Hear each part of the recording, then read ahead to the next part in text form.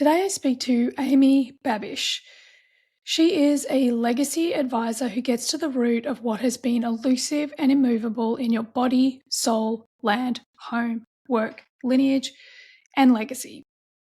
With over 20 years of experience in alchemical systemic constellations, BTB, Feng Shui, Taoist stone medicine, and soul medicine, Amy works with visionaries and change makers who've done extensive inner work, but still have 1 to 3 areas that don't add up, even when they have clarity and discernment everywhere else. With wild laughter and precision, she helps clients dissolve what's stuck now that is tethered elsewhere so they can move forward with freedom, flexibility, aliveness, meaning, and impact in their life, work, and love. Based on Doeg Land outside Washington, D.C., Amy hosts the Soulful Visionary podcast and works with individuals and groups through bespoke offerings and year-long programs. This interview is super fun because we kind of get started talking about her work, and then it actually kind of veers into a session. And, I'm a line 3, so I love having an experience of someone and their talents, their services, whatever, to really understand how they serve. So this 1-3 sacral manifesting generator, cross of the sleeping phoenix, so I will give you the dinner party question for that in a moment, is an absolute live wire. We have loads of fun. Make sure you stay tuned for when she actually helps me clear a block in my lineage. All right, so the dinner party question for the cross of the sleeping phoenix. So whenever you're listening to this, this is what you need to ask yourself. 2 questions for the sleeping phoenix.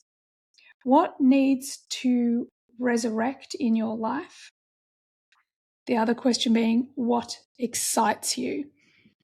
All right, and that is from my friend Brynja Magnuson's Incarnation Cross book.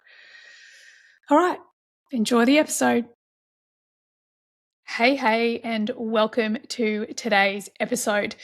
I'm super excited for today's guest because I actually had an experience with her and her work last year, and this little line 3 had so much fun. So, Amy, I'm so excited. Amy Babish, welcome to the podcast, and let's unpack what happened. Oh my goodness, Emma. I feel like I should let you go first. Well, look, I don't mind. This is the point. We can just chat. I do want to know, I think one of the things I always love to kick off with is really diving into, that dark night of the soul. That one that we all get called into, well, most of us get called into, and it's that moment in time where our ego's screaming, and for some reason we don't listen to it. We're like, I actually think no, and I'm going to go down this scary dark path. And ultimately that becomes our purpose. That becomes, who we are today. So tell us a little bit about your journey and how it relates to what you do in the world today and who you've become. Yeah, I would say that I've had multiple of those. Of course you have, because you're a 1-3. I want to tell everyone, they will know already because I've done it in the intro, but of course you have. Like me, I'm a line 3, I'm a 3-5, you're a 1-3. Of course you've had lots. I've had so many. I chose extra credit, as a matter of fact. I think that at each juncture, it has become, in some ways, more subtle, but also more intense. So I grew up, I'm 47. I grew up in the 80s in America, and in a really working class family that came by things honestly. And I was, my parents separated at a young age, and I was home alone with my brother from age 9 at night. And so that was, I would say, like my first conscious awareness of things aren't really what I thought they were going to be here. I get it. So that was my first go around with it. And then I kind of mitigated the challenges that I experienced with that over sense of responsibility in many different ways. And then when I was in college, I kind of just dove into college. I was like, I need to move forward. I want to get out of this dynamic. But then I didn't really have a lot of guidance about going to college. Um, and so when I was in college, I met other circles of the same familiar. And again, I was like, this is not what I thought I signed up for. And Yep. I, I minimize it, but I had a lot of complex trauma growing up, and I contemplated a lot of complex things that were the best ways that I knew how to manage overwhelm. And by the time I got to college, I was kind of the overachiever, perfectionist, highly controlling type A person that you might see in a 40-year-old. Um, so uh, I I didn't know how to adapt any other way than by overachieving, and I just kind of my soul was like, no more. And so I made a really dramatic change with my roommates and was kind of living in this literally an orphanage that was turned into a like apartment building. Wow. And yeah, this Metaphor is tells you everything, right? Like, far everything. out. And then I moved in with the two of the four sorority presidents at my school. And so I do like really like radical shifts in my story, in my um, navigation of the dark nights of the soul. And I also cut off all my hair. So I Wow. had hair that was like quite short. I had a lot of hair for those just listening on the podcast. And that was like a recapitulation of when I was 2.5 or 3. I was playing in the mud and I got really muddy, and my mom punished me by cutting off all my hair. So Wow, that's a lot. yeah, so those are just a couple. It's We'll so just start with a funny, couple. you know, like, isn't that weird? Like, again, like, you can't make this stuff up. One of my things that, like, childhood stories, and it's really interesting because it's not until this moment that I'm like, oh crap, that contributes to my trauma. Like, because I had a similar thing where I've always, as a kid, had really long hair. And then one day my mum took me to the hairdresser and he cut all my hair off. And I was like I was devastated. And she always told the story, which I realize in this moment is not true, um, that he was Italian and he misunderstood her. And because she said, like mine. So my mum always had short hair. And I'm like, oh my God, I've never even thought of that. But because when you were speaking, I was like, wow, because spiritually speaking, hair is really important, you know, like long hair indicates a lot of wisdom. And that's why we cut all our hair off. Like when I got separated from my ex-husband, I chopped all my hair off because it's like, I want all that history gone, baby. And it's not Yes, like a conscious thought. So what a fascinating story that you'd share that, like, because it's so, it's like those little things that we think don't matter are actually telling us big things that do matter, but most of us are unconscious to it. times infinity, times infinity. So, yeah, so I have a lot of those punctuated moments in my story, and I thought that I had really like digested most of the medicine, but now that I'm in perimenopause, it just keeps on coming. It just Oh, keeps on babe, coming you'll be back. right, but it's a roller coaster. You'll be Yes, right. yes, yeah, yeah. Yeah, cool. Well, tell us a little bit about what you do today because, you know, I think I said to you the first time we met, I'm curious about family constellations, but I didn't even really know what it was. And then working with you, honestly, I'm not really sure I know what mainstream family constellation is yet either, but because yours is so different, but like it was really cool. It was a really great experience. So tell us a little bit about what you do and how you bring together, you know, energy work and all sort of, you know, a couple of little different modalities, and then how you've created your own iteration. So let's talk about what you do today. Yeah. So I think the best starting place, because I feel like your audience is a very right place to talk about this. So I am both a starseed and a light worker, Mm-hmm. and I have, been doing this for a long, long time. And then in this iteration, I chose to do it traditionally. So I have all my licenses as a licensed art therapist and psychotherapist.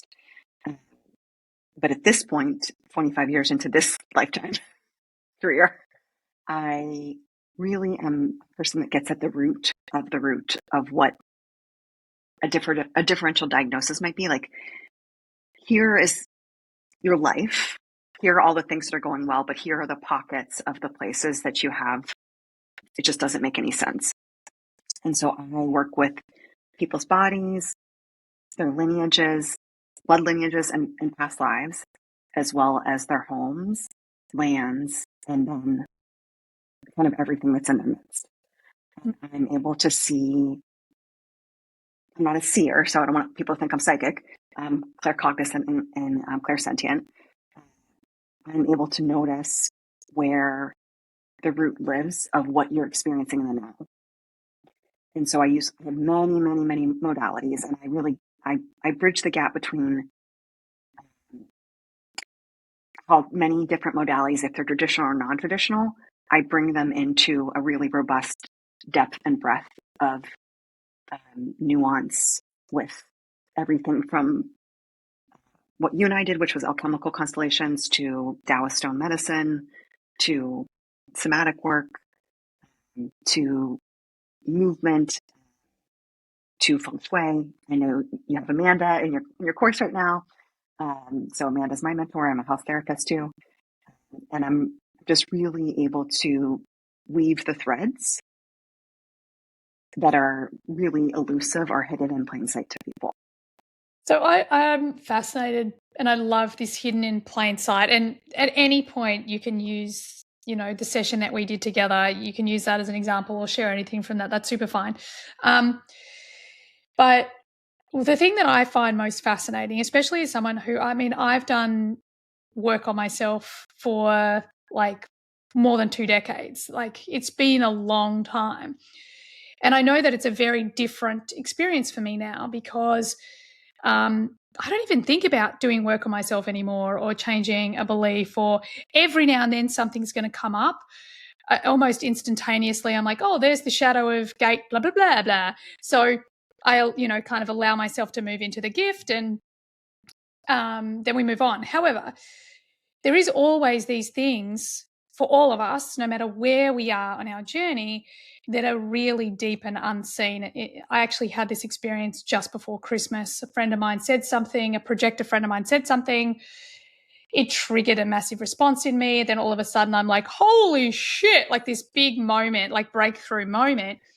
But I think a lot of us have these things that we don't see. And I often say, like, with our identity and our belief systems, there is a seed. And if you imagine that seed, it grows, it starts to grow. And as soon as it grows above the earth, let's say that seed was planted, it could be even a past life, but let's say in this lifetime, maybe it was planted as you were being born, like it's your birth story. Then as it's grown as a tree, every time that's been triggered, it's sent another branch off, So what happens is things become very complicated. So we might heal a belief system or a shadow or a wound, but it's actually just we've healed a branch of the tree. And I think that this is what's fascinating about your work, is that it's getting to the trunk, and to the root system, where it's something that's been so a part of who we are, our identity, since we've been born, or since it's been in us, that we are so deeply unconscious to it that unless we're literally going through our life with a fine tooth comb, they can be really hard to find. So I'm really curious, like, what is the thing perhaps that's most common that you find? Like, what is this hidden wound or shadow that you find most often? I think it just depends on who it is. Like, on the surface levels, for some people, it's romantic. For some people, it's, their capacity to like really feel like I'm here on purpose. Like, this is what my purpose is. Like, I'm very skilled. I can do a lot of things, but what is my call? For some people, it's physical weight, like metabolism. And then I would say the underbelly for a lot of people is that they feel similar to what we worked on, that nobody's really going to be there for them when they really need it. And so there's a feeling of the complex, like intellectually they understand I am one thread or one knot in the fabric of the universe. I'm the little one and the universe is the big one. I also notice that I'm limitless, but then when it comes time to what's here for me, I believe for everyone else they will be taken care of, or things will happen for them. But in whatever that surface level thing is, which is not so surface level when it's really painful, it's like, why isn't this thing, or why is it so hard? It keeps like whack-a-mole, keeps coming up. At the crux of a lot of that is, am I lovable, or am I deserving, or am I equal when I'm really messy and needy? Yeah. And it's not really happening. Yeah. I feel like that's such a big thing for people right now. I know that was, that was mine. This whole like, and again, my human design's been so helpful to really help me harness what it even was. I think I was so unconscious to feeling unsupported because I was so in the identity of being, I'll take care of it. Like, no one's going to be there for me. Like, similar to your story, not the same, but I was also, what do they call us? A latchkey kid. Latchkey kids, yeah. Right. Spent lots of time at home on my own, had to just work shit out. And I do feel like that's one of the big challenges, is actually trusting the process. It's really funny. I was having this conversation with T that works with me yesterday, and she's like, one of her favorite memes ever is just this little post that says, "Does the process know we're trusting it?" And like, it just cracks her up. And it's like that thing. It's like, how do we actually trust the process, the unseen, the unknowable, the just that like it comes back to that faith question. And it for me, in my experience, it's a muscle that we build. But yeah, like, how do you help people actually get to that place where they can shift the root of the root? I think it's really like, what is, the word I would use, like, what is someone's curriculum? And so people come through the different doors. And so human design is a great way of like, you've worked on the belief, the belief doesn't, like, the belief is alchemized, but there's still something that feels adjacent to it. Or people might say, I've tried all these other things, but this is what, like, they might say, this is the thing that doesn't move. And so the more I know somebody, the more I know, do I go through the house therapy door first? Like, is it that they've got their chart down and they have their beliefs on lock and they've done their shadow work, but their house is really neglected or really like just austere? Like, is it really stagnant? Or are they not tending to the land? Or is it that they just have decided that that's just the way they are? And like, no matter what I do, I end up with this outcome. So when I'm meeting with somebody, I'm hearing like, this is the configuration that they carry. And I'm usually able to kind of determine pretty quickly, like, is this a blood ancestral entanglement? If it's on both blood lineages, it's a past life. Many people who kind of are my regular clients, we've done all of the alchemical constellations that we can, and their houses are robust and alive, and they're connected. They have their relationship with their house and their land, and they've done all the somatic work with me from my somatic therapy era, and they've done all the NLP with me from my NLP work. And so then we go into the things that are challenging, which are like, not everything is a part of our curriculum. And as you know, like, the bigger that we get, or the more integrated that we are, or the more here we are aligned with our purpose, sometimes there are things that are counter to our mission. And so I help people with complicated things like spells and hexes and spiritual warfare. Yeah, right. So how much of that do you like? I'm really fascinated by that sort of stuff because I'm like, and what I'm curious about with what you just said is like, you're using the word curriculum. So I'm interpreting that as, everything is a lesson, everything that we go through, I've got a very, very specific focus for myself and for my HDX community at the moment. And it was also a big focus of my year last year. And last year was a really challenging year. And when I reflect on it, I'm like, oh, it's because I set that intention, because I wanted to get this intention. So I had to learn it over and over and over again until I could master the thing. So yeah, I think like when you talk about some things are our curriculum and some things aren't, can you expand on that a little bit? Like, how do we know? Because for me, I'm like, I thought everything was part of Earth School. So can you expand on that a little bit? So I think that depending on our capacity, because it's not, there's a huge continuum. I would never put one kind of person in one kind of curriculum. Depending on, and I'm not here to tell you what the truth is, it's your belief system again. So there's a lot of latitude with what I'm going to share. My understanding for the kind of people that I work with is that before they incarnated, they usually have had a lot of lifetimes, like many. Me, that's for sure. Yep. Yeah. The listeners, yep. Yeah. Like raise your hand. We're all in a group and we're like, wow, there's thousands of people raising their hands. Yeah. And so oftentimes I don't work with new souls or they're first timers. And so in those ways, all the gifts we carry, we have come by those really honestly from all the other lifetimes where we had to work hard on them. So in this lifetime, it feels like all those things are super easy or like in flow or flourishing. But then there's usually like 1 to 3 places that feel really, really, really evasive or immovable. And so that is a part of before we incarnate, we gather our people, we gather our context and we say, hey, I really want to work on these things this lifetime. And then the people that, in my experience, love us the most come and say, I will be the counter so that you never miss it. So you're here to work on codependence. I will bring the codependence.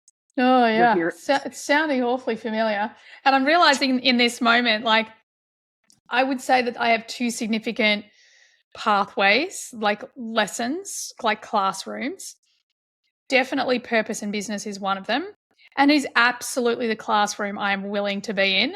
And then I think intimate relationships is the other, which is the classroom I am not willing to be in or haven't been willing to be in the past. Like I do feel like I was dragged kicking and screaming over the last 2.5 years. But yeah, I think that's really fascinating when you put it that way, because I'm like, oh yeah, I willingly go into the purpose piece, no matter how hard it is.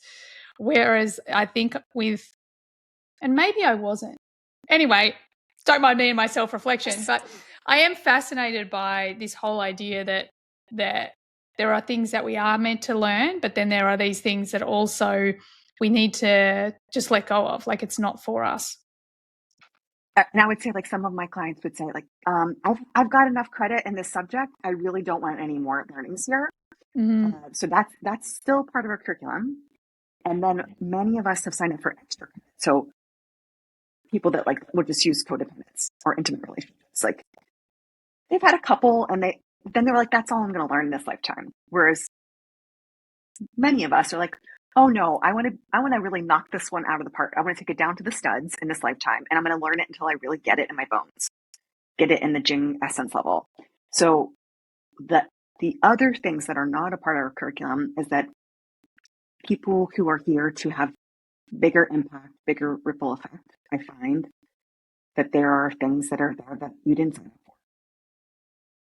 So it's like you could get this successful, but if you're going to go past that threshold where you reach more people or you have more impact, we're going to thwart it in really complex ways. Or so how do we know this is going on? How can we identify this in our own lives? That's a good question. So I think really being curious. So I'm sure many of your listeners, like you, really, really know themselves quite well. And so if you're checking on something, we'll just use the business example where everything says I should be making money. Like, I believe I'm worthy. I believe my work. I have integrity. I feel good about my prices. I feel solid I feel sovereign. And it's just like 2 steps forward, 1 step back. And it's nothing in your somatic system says, this is too scary. Like if you've gone through all of those places and it's still not moving forward consistently, that's when I would check for something like this. Yeah. Wow. Yeah. Because yeah, it's just not in a sensationalized way, but there are other, it's just energy. And so we're really willing in this kind of work to be like, oh, there's all these but like benevolent forces that are here to help us. We have guides, we have angels, we have ancestors, and we have the land, and we have, you know, our homes. We have all these unseen things that are pretty awesome. And there are other things that are like, we're here to learn about wholeness, but we've chosen non-wholeness to be a part of the factor. And so that's what I would just call it. I wouldn't call it the words that are oftentimes used that are more charged, but the energy that is not in wholeness, it doesn't have the right to fuck with me or fuck with my business. Yeah. So what do we have to do? Like, how do we actually remove these energies, get them out of our way? Like, what are the things, are there things that we could be doing proactively?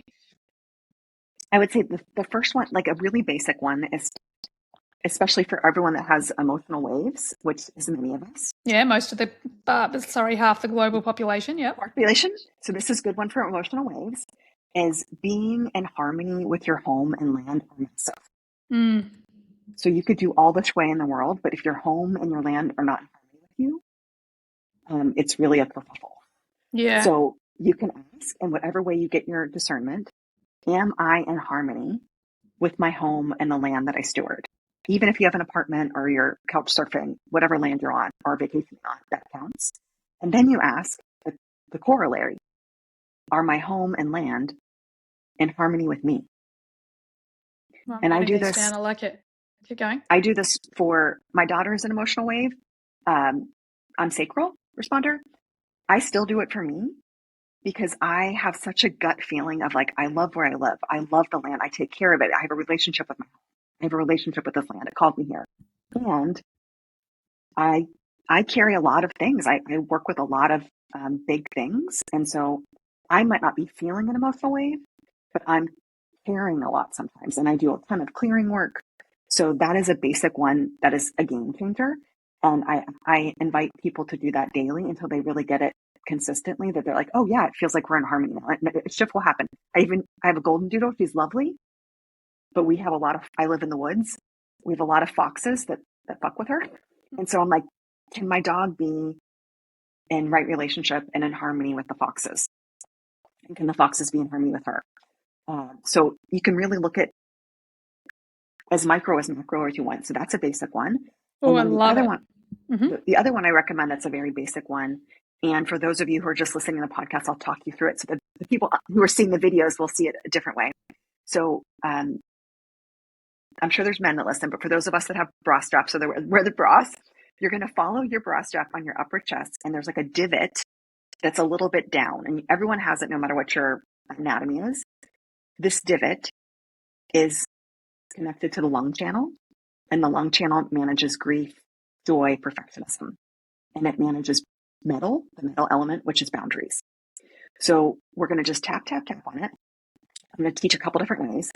And then you're going to say your full name. So you say your full name 3 times, and then you swipe down after you say your name, and then you say only. So you say, I am Amy Christine Babish. I am Amy Christine Babish only. And so you do it 3 times. I love that. So I've got a question for you, because I am partway through changing my name back. So I am Emma Elizabeth Dunwoody. I am Emma Elizabeth Shackleton. Like, do I do both names? So you want to say Dunwoody Shackleton until it's legal. Okay. Yeah. So, but I'm actually going to be when it's in transition, it's going to be a bit of both, to be honest. So you want to put all the way I think about it is like all the names that are in your sphere.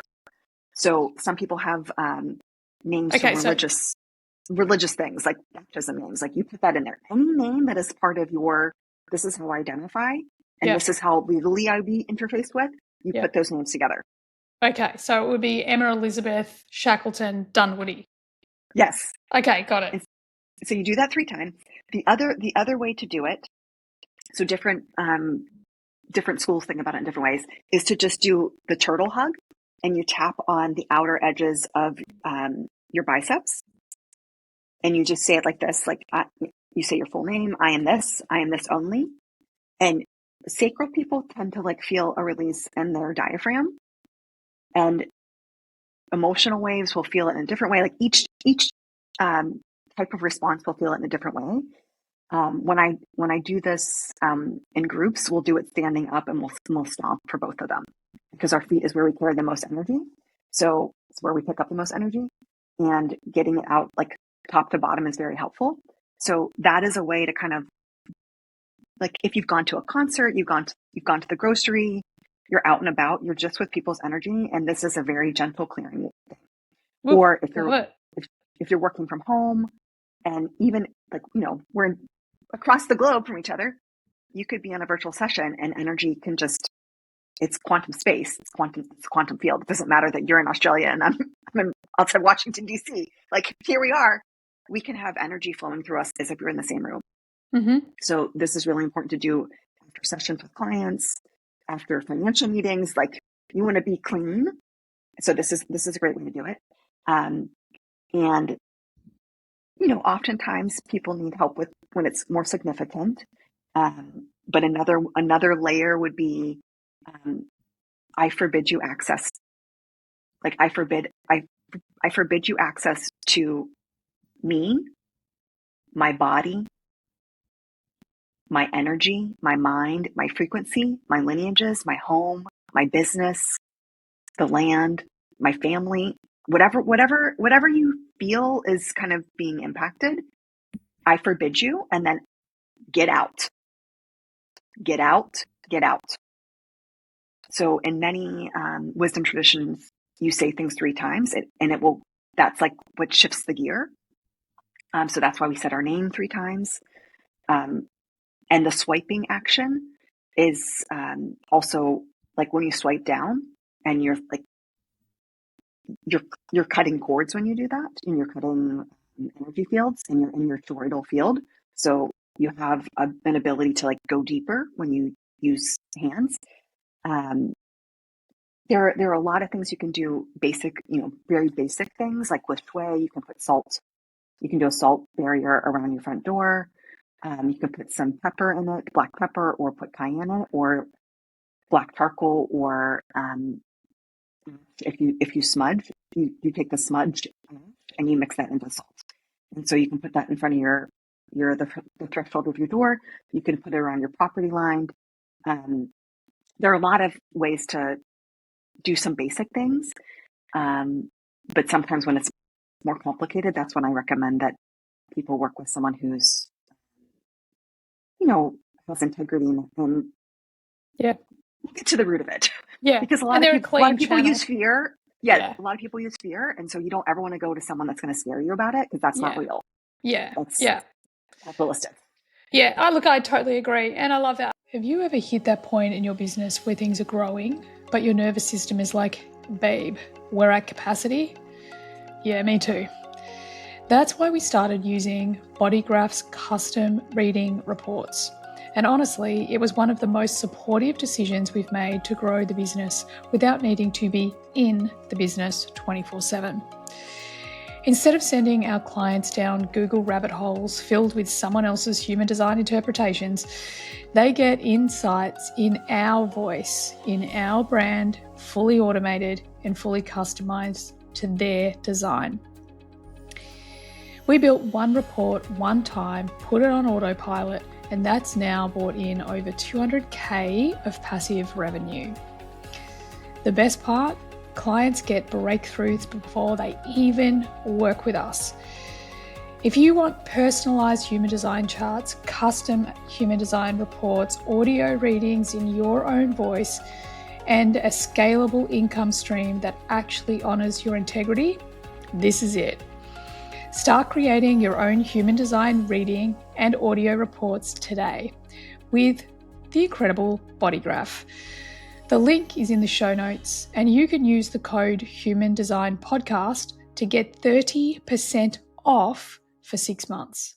I think it's so interesting. One of the things that I think it was even back when I first interviewed Amanda Gibby Peters, and yeah, she just taught her first class in HDX yesterday, and I think I've got like 6 pages of notes. And ever since I spoke to her the first time, I've completely overhauled my entire house. And then that class yesterday, I think like boom, all these little things doing again. And I really love that. And I love the idea with Feng Shui that, when she first said, get your house to help you co-create with you, the sense of relief that I'm like, oh my God, my house can help me do this. It's not just on me. I just love that idea. I love that. It feels like such a relief to have that, that support, and yeah, I think it's so cool.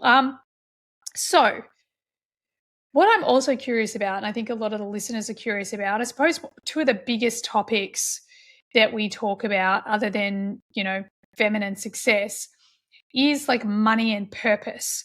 So from your experience, like how do people, or what is it that blocks people, and how do we unblock it from that frequency of money, wealth, and purpose? Because really these are such primary drivers. Yeah. So we'll talk about, I think, purpose first. So the more congruent we are, the more that we're in our home frequency, there's many different ways to talk about it, the more we can access purpose. Yeah. And it's different before perimenopause. The energy and the life force and the hormones are going one direction. They're going from heart to kidneys and around. That's kind of the loop that they're in. And in Taoism, the way that we access our purpose is to have the heart come down to the kidneys. And so what happens with that is that a lot of us carry a lot of shutdown or armoring in our heart, or a lot of fear, or my daughter would call it jump scare. She's 14. It's like, life scares me. I can't be vulnerable. So when we have that, when we're not on the seat of the throne of our heart, then our heart doesn't feel safe to come down to the kidneys. And the kidneys is what holds like destiny. It's like, what's the right amount of risk, faith. It also mitigates terror. So when we want to be brave and we're called to be here on purpose and do big things and make radical changes, we have to have deep contact with our kidneys, and we can't really access that if our heart isn't coming down to our kidneys. So then on the other side of it, we're in the perimenopausal journey, and then when you're doing that, our hormones start to move from our pelvic bowl, and they don't actually go heart to kidneys anymore. They go from pelvic bowl all the way up to our brain. And so now we know from some, good science research, what wisdom traditions always know, which is there are estrogen receptors in our brain. And so this is how there's the no bullshitness of becoming the crone. It's like, so when you're a crone, you can't unsee your purpose. You can't, the stuff is just not going to work anymore. And so if you still have the heart that's not settled, you're getting these massive downloads, but then you're not settled in your body. So that's where the other big challenge happens with clients. And learning to be in the stillness and the contemplation. And I don't mean stillness like you have to be in transcendental meditation. Yeah, it's like, I get it. Stillness in the present moment. I talk about this all the time. Like, yeah. We don't have to be a monk in a cave, but we do need to be still internally and in the present moment. Yeah, so that's what I would say about purpose. And I just want to jump in, and then we'll go on to money. I think what's fascinating about what you just said is I actually went through early menopause. I was completely done by 42, which is also, that was my Uranus opposition, and my Uranus opposition was also the time that I finally connected to my purpose. So I think that's really fascinating just to hear that, because I'm like, yeah, shit, that really, and I've often wondered, like I know from 3D world, like my body was just under so much physical pressure, so much stress. I was juggling everything. And there was a part of me that was like, am I going to have more babies? And I do feel like my body went, no, it is not safe to bring more babies into this world. You are not safe. You are not taken care of. So you don't have the capacity to care for any more humans. So I know that there's that very physical piece, but I do often wonder, like, it doesn't make sense. Like my body has navigated so many things that many other people would be, fucking exactly horizontal. Done. Yeah. But so that just kind of makes me go, yeah, it definitely was the time that I'm like, well, fuck this. I'm not waiting for anyone else anymore. I don't care what it takes. I'm going to make that motherfucking thing happen, like my purpose. So that really resonates with me as well. Yeah, which I freaking love. That's so cool. So let's talk about money. Let's talk about money, Money. wealth. So this will tie also into purpose. So kind of like we said before, when everything is really clear and clean in you and it's still not coming, the first thing I ask, and you don't have to know your family tree, you don't have to know anything about your lineages, is there an entanglement? And so an entanglement is basically that you are carrying the unfulfilled destiny or burden, and it could be of a blood ancestor and it could be of a past life. And it could be more than one because we sign up for extra credits. Yeah, great. So especially for entrepreneurs, the first place I look at is there an ancestor who had a failed business or something really tragic with a business? Or was money stolen? Or was there big things, secrets and lies? I'm literally doing this in my head right now as you're talking. I'm like, right. Yeah. So those are the first places I would ask, and you don't have to know the family stories because I work with people who are adopted. So that's a bit of a confusion about what constellation work is. So I'm asking, whose unfulfilled destiny am I carrying and playing out? And the way that we go about it is like, what is your intention? So we don't look for the problem first. We look at the problem is evident because we keep on having it. Like it's the money comes, the money goes. I have a great year and then I have a really hard year. Like there's patterns that I look for. I reckon one of the patterns, like as you're speaking, like I feel so comfortable with money. Like I'm really good at money. Money's really, really good. But I think if I had a challenge with money and the pattern that I think keeps showing up, and it's really, anyway, I'll get to that, is that the more I earn, the more others take from me. Yeah. And I think that that's definitely something for me, even to the point like right now I'm doing a parasite cleanse. I'm like, get those little fuckers out of me. My wealth corner, I have I find money on the street all the time. So every time I find money on the street, I just pop it in the plant pot that's in my wealth corner. One day I go over to my wealth corner and it's fucking gone. And I'm like, you little fucks, did you steal my money? So yeah. And I feel like this is definitely something for me. And one of the things that I actually in 2020 wanted to intentionally left in 2025 is exactly that. No more taking money from me because I'm good at earning it, So yes. Yeah, I think I feel like that's something that's really big for me. So anyway, I just wanted to share that. Yes. And yes. anything that you can help me on right now, feel free to go for it. So let's see. Paternal lineage again. And let's see. 21 generations back. Holy shitballs, because it happened to my dad too. Dad was the same. So when there's an entanglement, sometimes I look at birth orders, sometimes when I know birth orders, so like firstborn will take it on in a bigger way. If you're firstborn, you take on more assignments. That's well, just I'm how it first works. and only. Yeah. So that's I'm firstborn. You take on more assignments, just how it works in blood lineage. So with this ancestor, I'm asking if we can know more. It was a betrayal and a self-betrayal. And so I asked, I'm going through and asking questions. And I asked them kind of like if we were doing a full session, I would go more in depth. I'm just kind of getting the basics. So it is a man, and it was a political situation. So I asked, was it family? I asked, was it romantic? I asked, were there secrets or lies? And what I got is that it's something to do with politics. And oftentimes when we're at this kind of really, that's pretty far back. It's oftentimes about survival.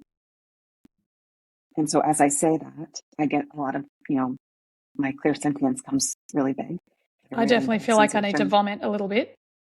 Yeah. So out of survival, this ancestor made a deal that wasn't good. And it wasn't really a choice. Um, and so I can hear that he was like very lucrative, and this political situation took advantage of him. So it feels like the image that they're giving me is like skimming off the surface. Like, you have so much, it doesn't really matter. So we're just going to take, like, it's like your tax, but not a tax. Like, not everybody has this tax. Don't even. I'm dealing with a massive tax bill that I didn't create, that someone in the Yeah. past created. I mean, it was clearly my tax, but it wasn't taken properly. That wasn't dealt Right. with properly. And so your ancestor's laughing. He's like, exactly. He's like, I'm dealing with a tax that isn't mine. Oh my God, So Amy, you're babe, can entangled you with. clear this? Can we please clear this? So I'm like, I don't know if we're going to go into a second episode. So That's okay. You go for it, babe. I will manage the time. Look at me. I'm madly. okay. I'm madly like. I've got time. I've got time. Okay, you got time. You got time. I'm checking the time too, so I'm being respectful of the time. And I love that the Okay. listeners get to have an actual experience of what you do, because I feel like because what you do doesn't fall into a box, it's just really cool for them to see what you do. So, or listen to what you do. So I'm going to have you talk with your ancestor. okay, let's do it. Similar, like, yeah, because I think you've done this once, so it's not brand new for you. So you're just going to say, I am your descendant that's in the year 2026, and I need your help because I'm carrying whatever happened in your business, with your taxes, with people taking money from your success. I belong to this. Mm-hmm. And what happens when you share that with him? He's taking my hands. There's a sense of, initially it's like, I'm so sorry. And then there's a sense of, oh my God, I'm not in this alone. We can sort this out. Yeah. So the next thing we say to him is, do you know you're dead? Yes. Because for listeners, if they don't know they're dead, that's a whole other. Yeah, that was the last Process. one we did. He didn't know he was Yeah. dead. Yep. Right. So that's usually the sign of a traumatic death. So we're not dealing with that in this one. So ask him if he can share more of the context of what was actually like. How did that happen? What I got from the tune in. He just says, I was over generous. I realized I had a capacity to make money that most people didn't have until my energy ran out. And then people just kept taking and I couldn't keep up. Yeah. And so you can tell him, you don't have to, you can share with him privately or out loud, whatever feels relevant and honest, because when we're working with ancestors, the more that they can really hear like the Venn diagram of it, it will be astounding even to the ancestor. Yeah, the truth is I feel exactly the same way. And Yeah. like I want to cry right now. Like I feel exactly the same way. I've always felt like it's almost like it doesn't matter what wall is put in front of me, I'll climb it, but I'm done climbing the wall. Like, Yeah. Yeah. I want other people to take responsibility for their financial responsibility and just leave me to just take care of my own.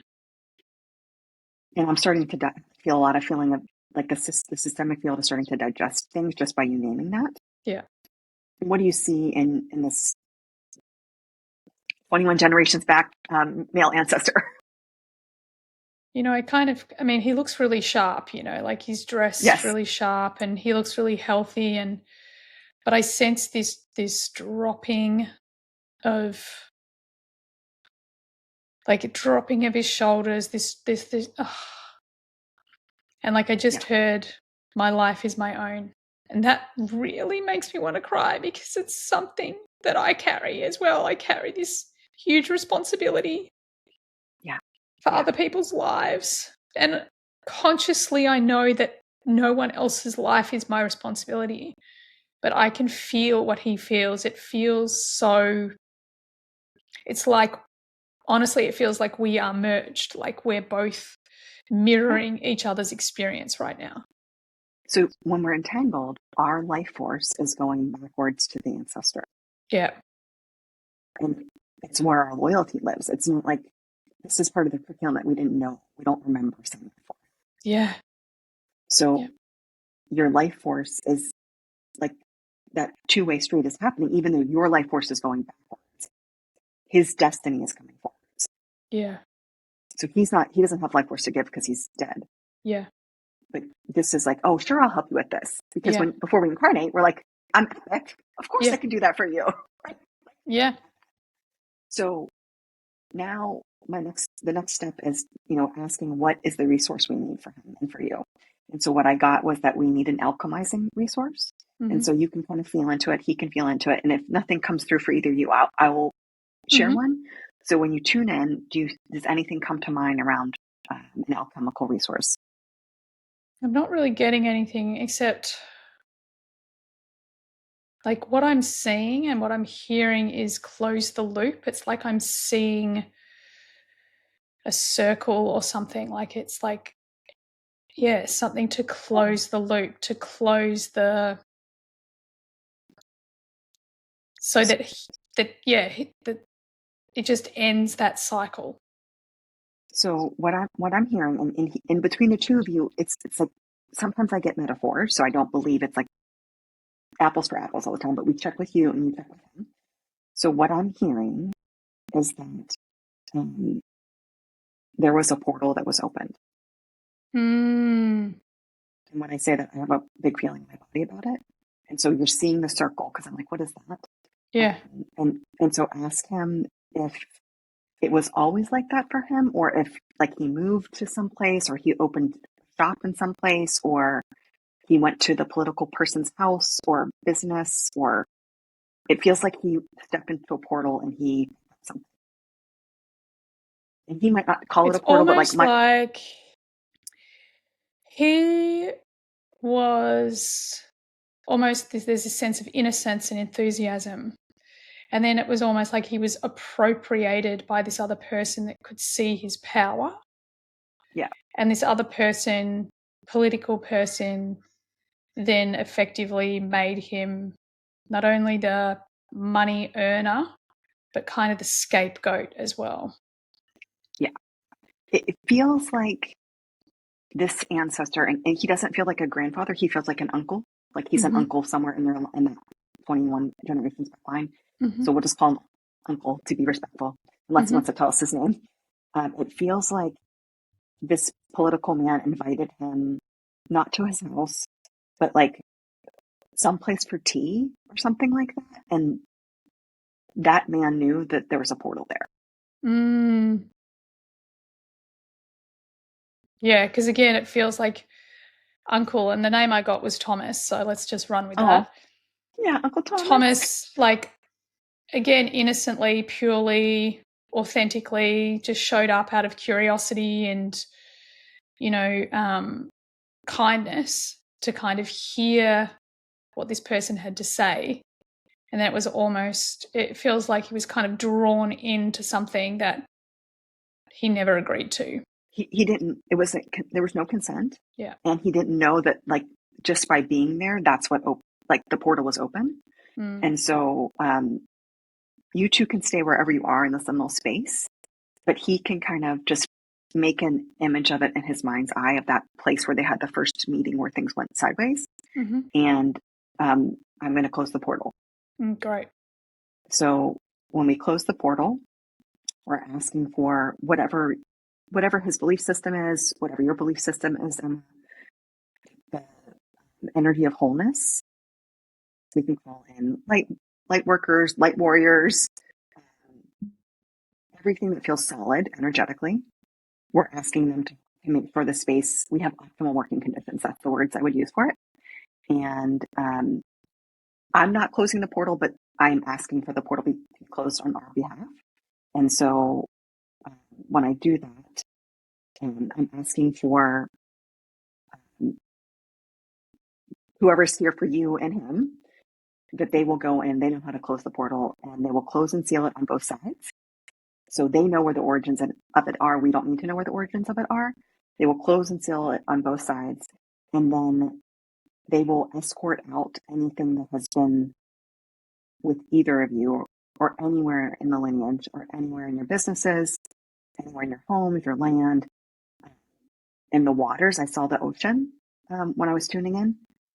anything in the waters, and you drink tea ceremony every day. So like to cleanse the waters, that's being included.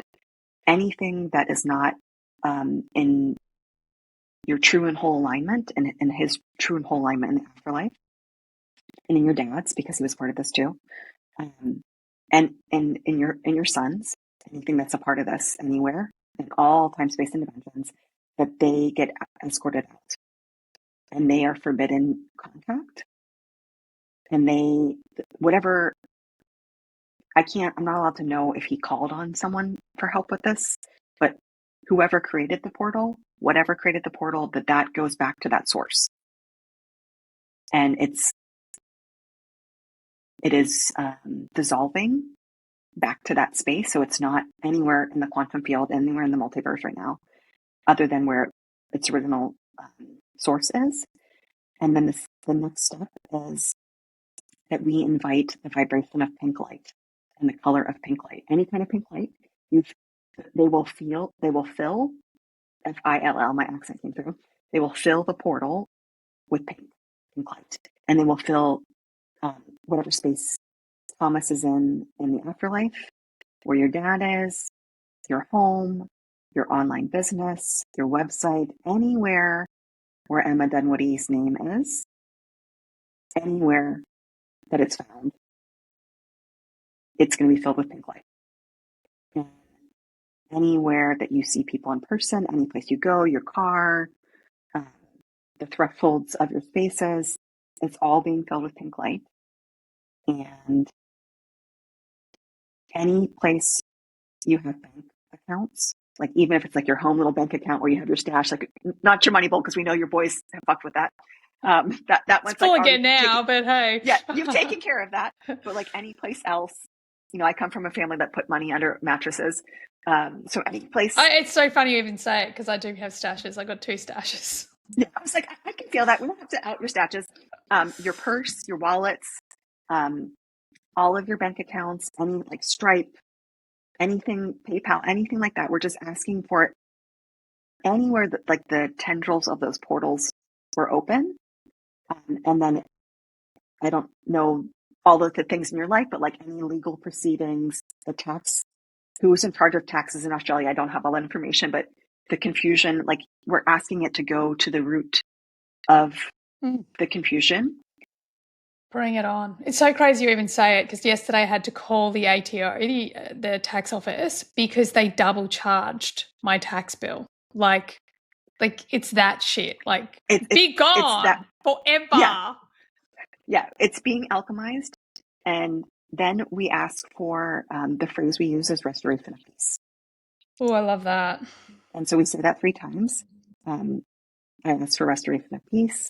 I ask for restoration of peace. I ask for restoration of peace. And it's important for listeners to know that we don't ever do this when we have a charge. So I'm not like punishing the politician. I'm not punishing the portal. Like it's very clean. So that's the same for anytime you do anything metaphysical. You can't do it with vengeance, or you have to have a clean heart. So we're going to check back in with Thomas, and you see how you and Thomas are doing. Like, let us know how he is after that. Like, I actually feel his energy's dialed back up. I'm seeing him. It's almost like a celebration. Like he's jumping around. He feels lighter. He feels freer. And actually, it's so funny. He just turned away from me and almost like ran after the things that he loves, like purpose. Like I feel like he's like, okay, right, now I'm free. I know what I want to go after, type of energy. So we're going to call him right back. He can go back to his frolicking and flourishing in just a moment. So you're going to say, I see that you're sorted. I see that you're so happy. I see that you're in your essence, whatever way you want to say in your M&S. And then after that, you're going to say, I take my life back from you now. I take my life back from you now. And I'm going to use that life force to... I'm going to use that life force to... have a really different relationship with money. To be a magnet for money, and it stays with me. Yeah, I can... My wealth can accrue. Yeah. Like I'm and I feel like my wealth is my wealth. you know? Again, my entire life I thought that was selfish to think that way. But no, I'm here building my wealth, and I'm going to teach my children to build their wealth. If I get to the end of my life and there's lots left over, then they're welcome to it. But my job is not to make lots to leave to them. My job is to teach them how to build their own. Yeah. So this is like a very mini constellation. But, when we do something like this, it takes time for the field to reorganize, and sometimes it happens right away. So that's an example of real-time mini good alchemical constellation. Amy, thank you so much. Like, it's so cool because I feel like it's really powerful to have my listeners actually have this experience because, like when I first had my session with you, I was kind of like, well, what is this family constellation thing? And this isn't actually family constellation the way most people talk about it. So I thought the other thing is really cool, like both times, it was so easy to access everything. It was so easy, like to access the person, how they felt. I think it's even amazing that you felt that it was a portal, and I'm just seeing this big white, like almost it looked like a big white almost piece of paper with a circle on it. So it's crazy, like how you can see the connections, and thank you. That was really, really, really fabulous. So I better let you go. Please tell my listeners, where can they find you and how can they work with you? Yes. So you can find me on my website, amybabish.com. I have a newsletter. That's a good way. I have a free-flowing experience with both LinkedIn and Instagram. My newsletter is the best way. And my podcast. So my podcast is a great way to understand more of what I do. And then working with me, I really create both individual and group, I would say like bespoke experiences. Some people want to work with me for a year and they want to have Voxer and we have that kind of thing. And then we have some people who are like, time and space only allows for 3 sessions, Amy. So I have that. And then this year I am feeling into, after many years of being asked to do this, I'm going to be offering a training. Beautiful. Yeah. So if you want to know about the training, you can sign up on my newsletter because it'll be shared there first. And then I always offer a year-long program. And so my year-long program is outside of Washington, D.C. So in person 5 times, 5 weekends, but then it's virtual. It's always a hybrid. So I have that going on right now. And then I oftentimes am invited to like offer retreats to different communities. So I'm very flexible. I've been doing this for many moons. So I love that. And I do feel like, because we have so many entrepreneurs listening, I do feel like there's so much of this moving forward, like moving away from this really rigidly structured business strategy, structure, process, and really coming into this more like, well, right now this is what I got energy for. And for you being a manifesting generator, like that's what it's about, what you have energy for. I also have to geek out that you're the cross of the sleeping phoenix, and literally your work is helping people rise from the ashes. So again, I feel like it's so in alignment. And being that 1-3 profile, you really do give people an experience. It's an adventure, it's a journey, it's a real experience working with you in such a good way. So, Amy, thank you so much for being here, and thank you so much for my mini session and my other session. Emma, it's such a delight to get to know you and to get to know your listeners. And I can't wait to see what's in store for the next couple experiences. Yep, I love it. Thank you so much. And thank you everyone for listening. I trust you got what you needed from today's episode, and I so look forward to having you on the next one. Bye for now.